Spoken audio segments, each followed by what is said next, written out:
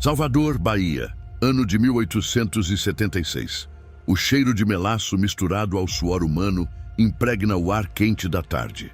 No engenho Santo Antônio, um dos mais prósperos da região do Recôncavo Baiano, um homem caminha entre as fileiras de cana-de-açúcar com a postura rígida de quem aprendeu a não demonstrar fraqueza. Seu nome é Joaquim Correia da Silva. Ele é o feitor, o braço direito do senhor de engenho, o homem que empunha o chicote. Mas em poucas horas, Joaquim descobrirá um segredo que o fará questionar cada decisão que já tomou na vida. Um segredo enterrado há 36 anos. Um segredo capaz de destruir tudo o que ele acreditava ser. Você está no canal Alma Forte. Aqui desenterramos histórias esquecidas do Brasil imperial e do colonialismo, sem filtros e sem máscaras. Foram horas de pesquisa em artigos ocultos e fontes escondidas para trazer esse conteúdo até você. Deixa o seu like, comenta de onde você nos acompanha e como imagina que teria sido viver nos tempos coloniais. Isso ajuda muito a fortalecer o canal e a espalhar essa memória que o tempo tentou apagar.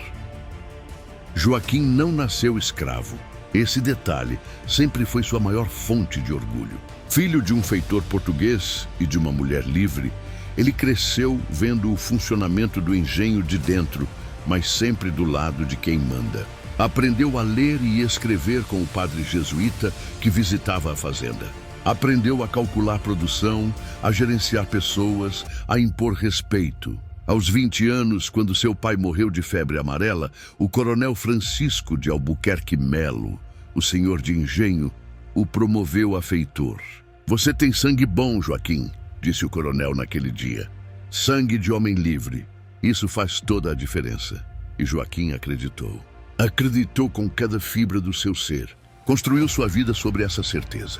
Casou-se com Mariana, filha de um pequeno comerciante local. Teve 2 filhos. Vestia-se melhor que os escravos. Comia na mesa da casa grande quando o coronel permitia. Tinha um cavalo próprio. Joaquim Correia da Silva era um homem livre e fazia questão de que todos soubessem disso. Mas liberdade é um conceito estranho quando você vive para servir outro homem. Quando seu valor é medido pela sua capacidade de extrair trabalho de corpos exaustos. Quando seu respeito vem do medo que você provoca nos outros. Será que Joaquim realmente era livre? Ou apenas usava correntes invisíveis? Naquela manhã de junho de 1876, Joaquim acordou como sempre acordava, antes do sol nascer. Preparou-se, pegou seu chicote de couro trançado, aquele que seu pai lhe deixou de herança, e saiu para supervisionar o trabalho no canavial. Eram quase 120 escravizados no engenho Santo Antônio. Homens, mulheres, crianças, todos trabalhando sob o calor inclemente da Bahia, cortando cana desde o amanhecer até o crepúsculo. Entre eles estava Benedito, um homem de aproximadamente 60 anos, cabelos completamente brancos, corpo curvado pelo tempo e pelo trabalho. Benedito era um dos mais antigos do engenho. Havia chegado ainda criança, diziam. Ninguém sabia exatamente de onde. África, talvez. Ou de algum outro engenho falido. Benedito nunca falava muito. Trabalhava em silêncio. Obedecia sem questionar. E nos últimos anos havia sido designado para tarefas mais leves. Cuidar dos animais, fazer pequenos reparos. Sua idade avançada o tornava menos produtivo nos canaviais. Joaquim sempre tratou Benedito com uma indiferença funcional. Não era cruel com ele especificamente, mas também não demonstrava qualquer tipo de consideração especial. Benedito era apenas mais um número, mais uma propriedade do coronel, mais uma engrenagem na máquina do engenho. Mas naquela manhã, algo mudou. Por volta do meio-dia, quando o sol estava no seu ponto mais brutal, Joaquim foi chamado à Casa Grande. O coronel Francisco queria vê-lo. Isso não era incomum. Frequentemente discutiam questões de produção, disciplina, compra de novos escravizados. Joaquim subiu os degraus da varanda, limpou a poeira das botas e entrou no escritório do coronel. O que ele não esperava era encontrar Dona Amélia de Albuquerque Melo ali também. A esposa do coronel raramente participava de conversas sobre os negócios do engenho. Ela era uma mulher de aproximadamente 65 anos, magra, de postura aristocrática, sempre vestida com roupas importadas de Lisboa. Seu rosto era marcado por rugas profundas, mas seus olhos ainda mantinham aquela intensidade que fazia as pessoas baixarem o olhar. Dona Amélia era respeitada e temida em igual medida. "Sente-se, Joaquim", disse o coronel, sua voz soando estranhamente pesada. Joaquim obedeceu, confuso. Havia algo errado no ar, uma tensão que ele não conseguia identificar. O coronel Francisco olhou para a esposa, que permaneceu em pé junto à janela, observando o canavial lá fora. Então, o coronel respirou fundo. "Benedito está doente", começou ele. "Muito doente. O médico veio ontem e disse que ele tem poucos dias, talvez horas." Joaquim franziu o senho. "Benedito, o velho que cuida dos animais." "Sim, com todo respeito, coronel. Por que o senhor me chamou aqui para falar sobre isso? Se ele vai morrer, bem, já é esperado na idade dele." O coronel Francisco fechou os olhos por um momento longo. Quando os abriu novamente, havia algo diferente neles. Arrependimento, talvez. Ou medo. "Antes de morrer", disse o coronel lentamente, "Benedito pediu para falar com você." "Comigo?" Joaquim se surpreendeu genuinamente. "Mas eu mal conversei com esse homem em todos esses anos. Por que ele quer falar comigo?" Foi Dona Amélia quem respondeu, ainda de costas para eles, olhando pela janela. "Porque ele é seu pai." O silêncio que se seguiu foi absoluto. Joaquim sentiu como se o chão tivesse desaparecido sob seus pés. Suas mãos agarraram os braços da cadeira. "O quê?" O coronel se levantou, caminhou até a janela ao lado da esposa. Sua voz era baixa, quase inaudível. "Benedito é seu pai biológico, Joaquim. Seu pai verdadeiro. Isso é impossível." Joaquim se levantou também, sua voz subindo. "Meu pai era Vicente Correia, o feitor português. Eu cresci sabendo quem era meu pai. Vicente não era seu pai de sangue", interrompeu Dona Amélia, virando-se finalmente para encará-lo. Seu rosto estava pálido. "Sua mãe, Teresa, ela era escrava desta casa. Minha mucama pessoal. Quando você nasceu em 1840, ela já estava grávida antes de se relacionar com Vicente." "Não." Joaquim balançou a cabeça violentamente. "Não, isso não pode ser verdade. Minha mãe era livre. Ela sempre foi livre. Sua mãe foi alforriada 3 meses antes de você nascer", disse o coronel. "Eu mesmo assinei a carta de alforria. Foi um acordo que fizemos. Ela carregava o filho de Benedito, um dos nossos escravos mais valiosos na época. Mas ela estava apaixonada por Vicente, que concordou em assumir você como filho. Em troca da discrição, eu a libertei. Vicente se casou com ela. E você foi criado como filho dele." Joaquim sentiu suas pernas fraquejarem. Segurou-se na mesa. "Por que vocês estão me contando isso agora? Por que, depois de todos esses anos?" Dona Amélia se aproximou. Pela primeira vez, Joaquim viu algo que poderia ser compaixão em seus olhos. "Porque Benedito está morrendo. E porque ele tem o direito de morrer sabendo que seu filho conhece a verdade. E você tem o direito de saber quem você realmente é. Quem eu realmente sou." Joaquim riu, mas era um riso sem humor, cheio de desespero. "Eu sei quem sou. Sou o feitor deste engenho. Sou um homem livre. Você é filho de um homem escravizado", disse o coronel, sua voz firme agora. "Pela lei, você deveria ter nascido escravo também. Foi apenas a alforria da sua mãe, concedida antes do seu nascimento, que o salvou. Mas o sangue que corre nas suas veias é o mesmo sangue que corre nas veias de Benedito. O mesmo sangue dos homens e mulheres que você supervisiona com esse chicote na sua cintura." A revelação caiu sobre Joaquim como um peso esmagador. Todas as certezas da sua vida desmoronaram em questão de minutos. Ele olhou para suas próprias mãos. As mesmas mãos que haviam empunhado o chicote contra homens que, agora descobria, compartilhavam sua origem. As mesmas mãos que haviam separado famílias, que haviam imposto castigos, que haviam servido ao sistema que escravizava seu próprio pai. "Ele quer me ver?" Joaquim perguntou, sua voz quase um sussurro. "Sim", respondeu Dona Amélia. "Ele está na senzala." Você deve ir agora se quiser falar com ele. O tempo está acabando. Joaquim saiu da casa grande como um sonâmbulo. Seus passos eram automáticos, mas sua mente estava em tumulto completo. Como isso era possível? Como ele havia vivido 36 anos sem saber a verdade sobre si mesmo? Quantas vezes ele havia passado por Benedito sem realmente vê-lo?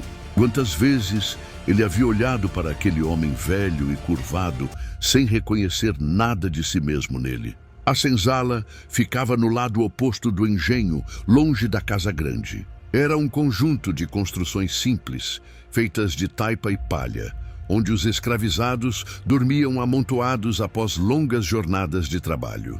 Joaquim raramente entrava ali. Não havia necessidade. Seu trabalho era supervisionar, não conviver. Mas agora ele empurrou a porta estreita de uma das senzalas e entrou. O cheiro era forte, uma mistura de suor, doença e humanidade concentrada. Benedito estava deitado em um estrado de madeira, coberto com alguns trapos que serviam como colchão. Seu corpo parecia ainda menor agora, encolhido pela doença. Seus olhos estavam fechados e sua respiração era irregular, sofrida. Uma mulher mais velha estava ao seu lado, molhando sua testa com um pano úmido.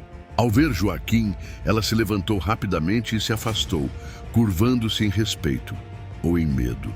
Joaquim mal anotou. Seus olhos estavam fixos no homem agonizante à sua frente. Benedito, ele disse, sua voz saindo rouca. Os olhos do velho se abriram lentamente. Por um momento, pareceram não focar em nada.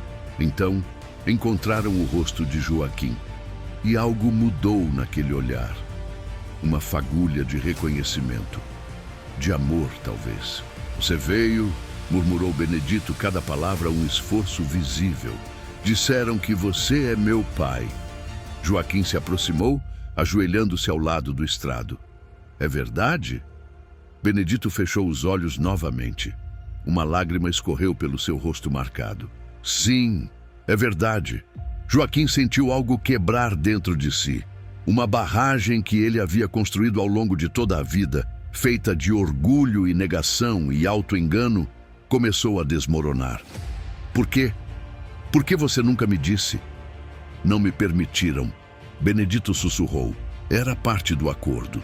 Teresa seria livre. Você seria livre. Mas eu nunca poderia te contar. Nunca poderia te reclamar como meu filho. Ele abriu os olhos novamente. E havia uma dor profunda neles, que ia muito além da dor física. Mas eu te vi crescer. Te vi se tornar homem. Te vi se transformar em... Ele não completou a frase, mas Joaquim entendeu. Se transformar no que você se tornou.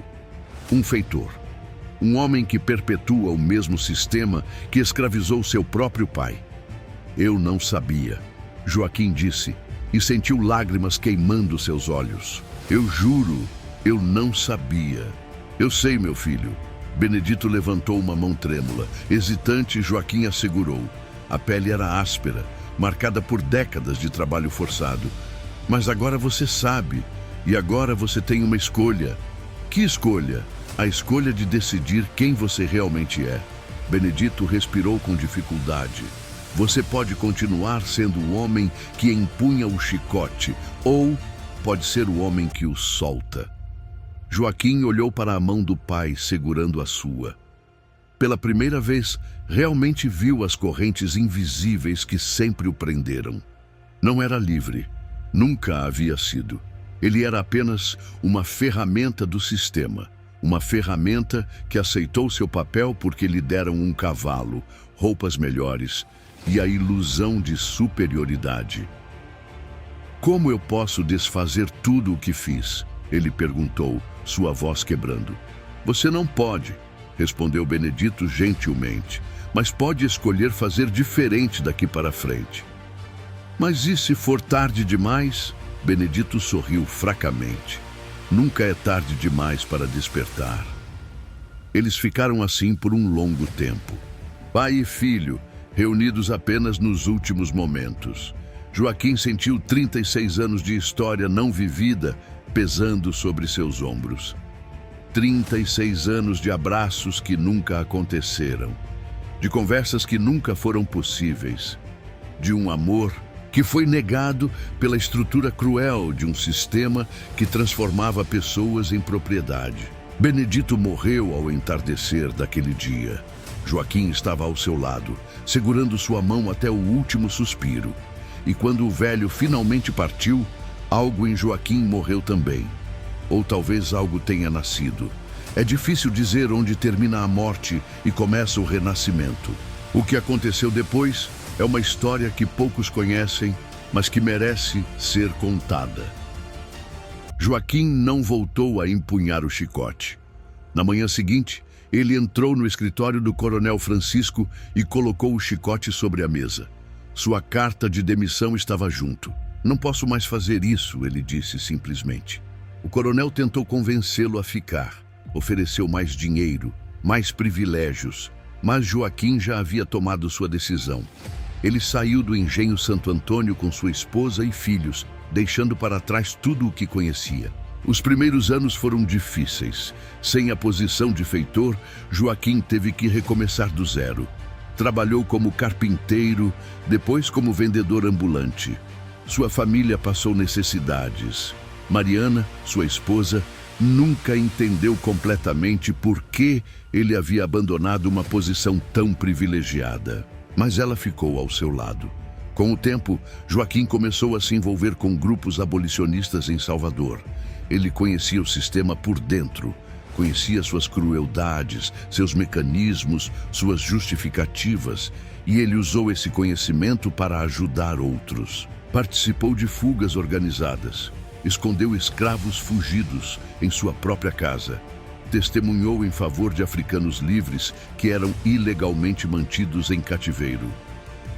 Em 1888, quando a Lei Áurea finalmente foi assinada, Joaquim Correia da Silva estava na multidão em Salvador que celebrou o fim da escravidão.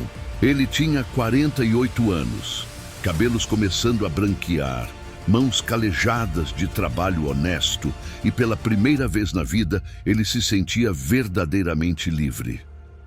Mas esta história não termina com um final feliz e simples. A verdade é mais complicada, porque mesmo após a abolição, Joaquim carregou o peso do que havia feito. As faces dos homens e mulheres que ele supervisionou, que ele disciplinou, que ele tratou como menos que humanos, essas faces o assombravam. Há feridas que não cicatrizam completamente. Há dívidas que não podem ser pagas. Joaquim morreu em 1912, aos 72 anos. Seus filhos se tornaram professores. Seus netos, advogados e médicos. A família Correia da Silva prosperou no Brasil pós-abolição, mas Joaquim sempre fez questão de que soubessem a verdade. A verdade sobre Benedito. A verdade sobre suas próprias origens. A verdade sobre o sistema que quase os destruiu. Porque esta é a lição mais importante desta história. Identidade não é apenas sobre quem somos, mas sobre quem escolhemos ser. Joaquim nasceu livre por um acidente de timing. 3 meses fizeram toda a diferença. Mas ele viveu escravizado por suas próprias escolhas, pelas mentiras que aceitou sobre si mesmo, pela hierarquia que abraçou. Só quando descobriu a verdade sobre suas origens é que ele realmente se libertou. Não da escravidão legal. Ele nunca foi legalmente escravizado, mas da escravidão mental, moral e espiritual que o prendia a um sistema de opressão. Quantos de nós vivemos como Joaquim viveu? Quantos de nós empunhamos nossos próprios chicotes contra pessoas que são, no fim das contas, nossa família? Quantos de nós construímos nossa identidade sobre mentiras convenientes, sobre superioridade imaginada, sobre diferenças que existem apenas para servir aos interesses de quem está no topo? E mais importante, quantos de nós teríamos a coragem de soltar o chicote quando finalmente descobríssemos a verdade? Esta é a história de Joaquim Correia da Silva, o feitor que descobriu que também era filho do cativeiro. Uma história de ilusão e despertar, de privilégio e humildade, de escolhas que definem não apenas quem somos, mas quem podemos nos tornar. O Engenho Santo Antônio ainda existe, embora em ruínas. Se você visitar o Recôncavo Baiano, pode encontrá-lo escondido entre plantações modernas. A Casa Grande está em pé, mas abandonada. As senzalas desapareceram, consumidas pelo tempo, mas as histórias permanecem. Histórias como a de Joaquim e Benedito. Histórias que precisam ser contadas para que nunca sejam esquecidas. Porque só quando lembramos de onde viemos é que podemos escolher conscientemente para onde vamos. Compartilhe essa história para inspirar mais pessoas a fazerem a diferença, para que mais pessoas despertem, para que mais pessoas soltem seus chicotes, sejam eles físicos ou invisíveis, e para que nunca mais ninguém precise morrer sem conhecer seu próprio filho.